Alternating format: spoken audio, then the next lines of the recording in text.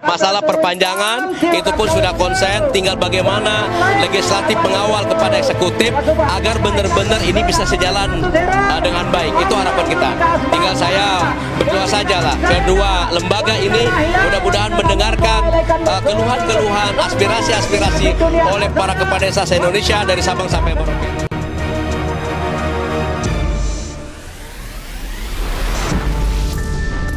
7 bulan jelang pemilu 2024, 9 fraksi di DPR sepakat mengusulkan perpanjangan jabatan kepala desa menjadi 9 tahun serta meningkatkan alokasi dana desa menjadi 20% dari total dana transfer daerah. Masa ribuan kades yang berkumpul di Jalan Gatot Subroto, Jakarta pada Rabu 5 Juli 2023 sore langsung bubar. Demonstrasi untuk menyampaikan sejumlah usulan perubahan Undang-Undang Nomor 6 Tahun 2014 tentang desa itu selesai dalam waktu kurang dari 3 jam. Mereka pulang akibat pembicaraan selama 12 menit antara pimpinan DPR dengan wakil kepala desa.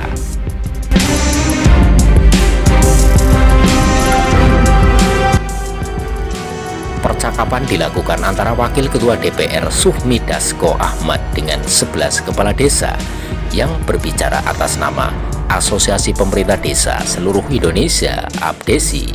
11 kepala desa meninggalkan masa saat unjuk rasa di depan gedung MPR DPR untuk menemui pimpinan DPR di lantai 4 gedung Nusantara 3. Saat membuka pertemuan, Dasko menjelaskan bahwa DPR akan segera menggelar rapat Badan Musyawarah (BAMUS) untuk membahas kapan rumusan revisi Undang-Undang Desa dibawa ke rapat paripurna. Politikus Partai Gerindra itu menyebut rancangan undang-undang tentang perubahan terbatas Undang-Undang Desa akan disahkan menjadi RUU inisiatif DPR pada rapat paripurna Selasa 11 Juli 2023.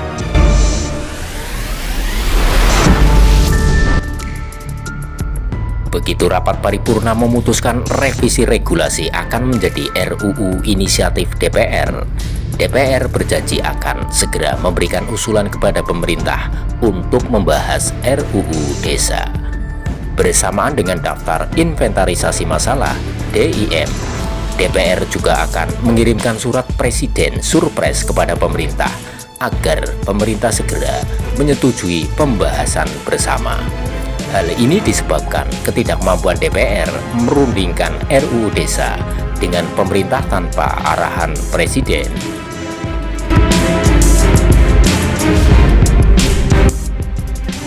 Mungkin nanti teman-teman kalau mau diskusi sebelum kami membahas revisi, bisa datang lagi ketika surprise sudah turun, DIM pemerintah sudah masuk.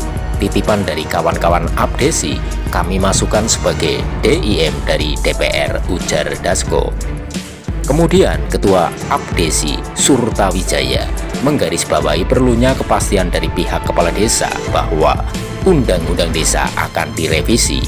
Pasalnya, usulan perubahan Undang-Undang Desa pertama kali muncul pada 2019. Selain DPR, banyak persoalan signifikan yang juga disinggung Presiden Joko Widodo dan Menteri Dalam Negeri Tito Karnavian.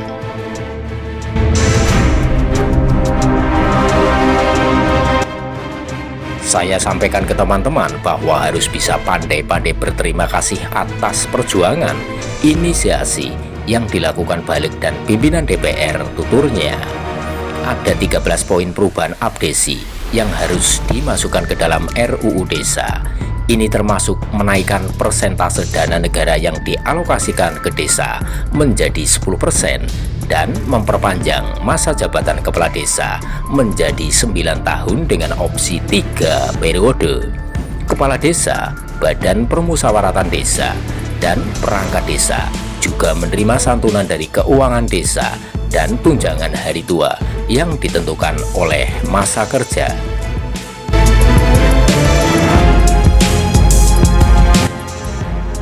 Konsep tersebut belum mendapat tanggapan selama lebih dari setahun. Januari lalu, setelah demonstrasi yang cukup besar dari para kepala desa, Presiden Joko Widodo meminta agar mereka menyampaikan idenya ke DPR. Di DPR, wacana revisi Undang-Undang Desa juga awalnya tak jadi prioritas. Rencana itu tak masuk dalam daftar program legislasi nasional Prolegnas Prioritas 2023. Bahkan dalam daftar Prolegnas 2020-2024 revisi Undang-Undang Desa bukan usul inisiatif DPR, melainkan Dewan Perwakilan Daerah (DPD).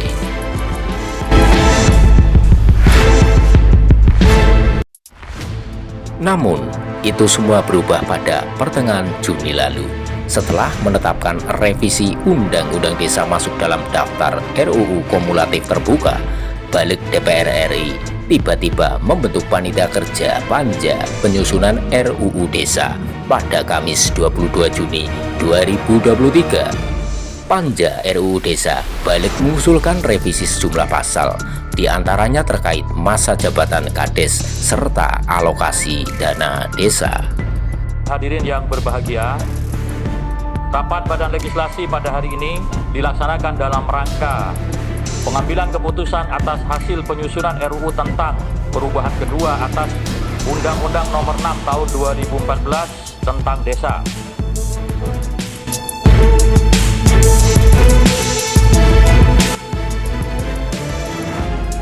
Pada Senin 3 Juli 2023, pembahasan RUU Desa yang sebenarnya telah selesai dilakukan setelah 4 kali rapat. Panja penyusunan RUU Desa menyepakati 19 poin perubahan. Salah satunya menaikkan alokasi dana desa menjadi 20% dari total dana transfer daerah atau kurang lebih 2 kali lipat alokasinya saat ini. Perpanjangan masa jabatan kepala desa dari 6 menjadi 9 tahun, baik 2 periode berturut-turut maupun tidak, juga disepakati. Panja juga setuju untuk memasukkan klausul yang menentukan berapa lama Undang-Undang Desa berlaku sebelum menjadi final. Artinya, masa jabatan kepala desa saat ini diperpanjang menjadi 9 tahun.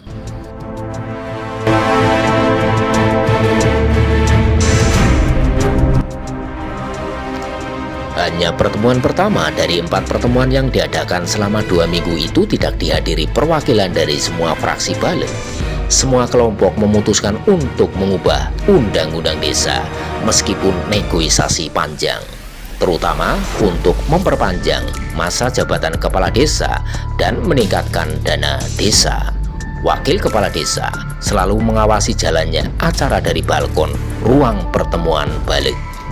Wakil Ketua Balik dari fraksi Partai Persatuan Pembangunan, Ahmad Baidowi, mengakui revisi Undang-Undang Desa memang tak ada dalam daftar Prolegnas Prioritas 2023. DPR mendadak memasukkan RUU Desa dalam daftar RUU kumulatif terbuka dengan alasan menyesuaikan dengan putusan Mahkamah Konstitusi atas perkara uji materi Undang-Undang Nomor 6 Tahun 2014 pada Maret 2023. Dalam putusan itu, MK diantaranya menyebutkan bahwa penentuan masa jabatan Kades ditentukan lewat undang-undang, bukan konstitusi.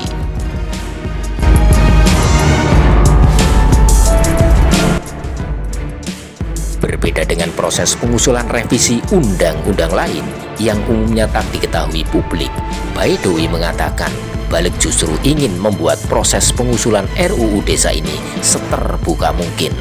Semuanya yang muncul di dalam draft adalah apa yang didiskusikan di Panja. Tidak ada pasal sisipan, tiba-tiba pasal muncul setelah keputusan dibuat. Itu tidak ada, katanya.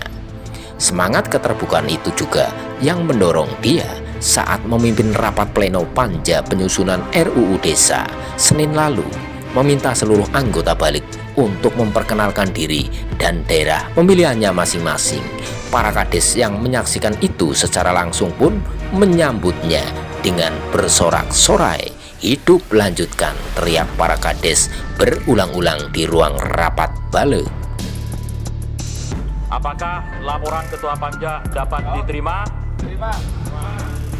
Apakah setuju? Terima kasih. Terima kasih. Terima kasih kepada teman-teman dari Asosiasi Kepala Desa yang sudah hadir secara langsung mewakili kepala desa di seluruh Indonesia. Tapi sebelum mendengarkan ataupun pembacaan pandangan mini fraksi dari masing-masing fraksi, terlebih dahulu kami sampaikan kepada masyarakat Indonesia, khususnya para kepala desa, perangkat desa dan juga BPD, bahwa anggota panja yang membahas menyusun revisi Undang-Undang Desa ini terdiri dari 40 orang. Dan yang mengesahkan rancangan undang-undang pada hari ini sudah hadir dari semua fraksi. Tidak afdol kalau tidak kami kenalkan satu persatu.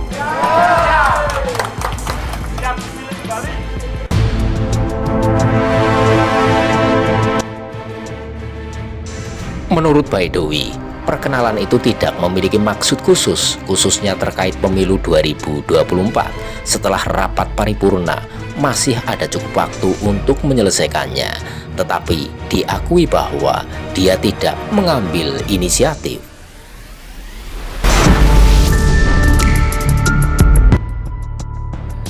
Ini sebagai kolektif kolegial keputusan balik, ya kami sampaikanlah mereka yang terlibat di dalam pembahasan, ujarnya.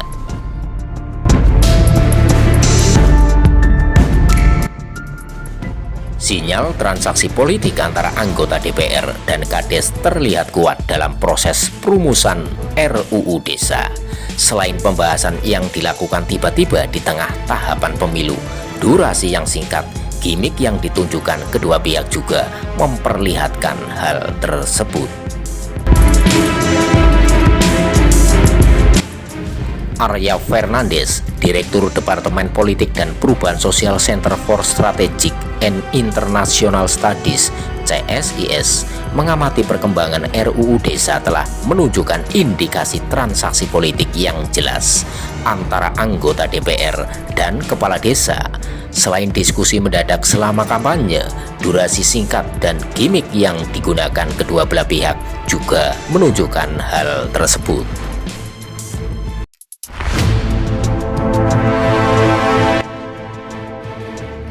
Dia mengklaim bahwa kepala desa memiliki berbagai pengaruh politik di tingkat lokal. Berada di posisi itu memberi mereka akses ke berbagai alat politik. Salah satunya adalah kemampuan untuk memutuskan bagaimana bantuan sosial didistribusikan. Alokasi APBN atau APBD untuk bantuan sosial akhir-akhir ini meningkat sehingga signifikan.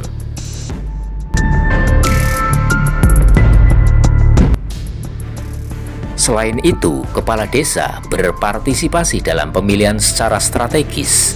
Mereka biasanya berpartisipasi sebagai pejabat di tempat pemungutan suara, baik sebagai kelompok yang merencanakan pemungutan suara maupun sebagai pengamat.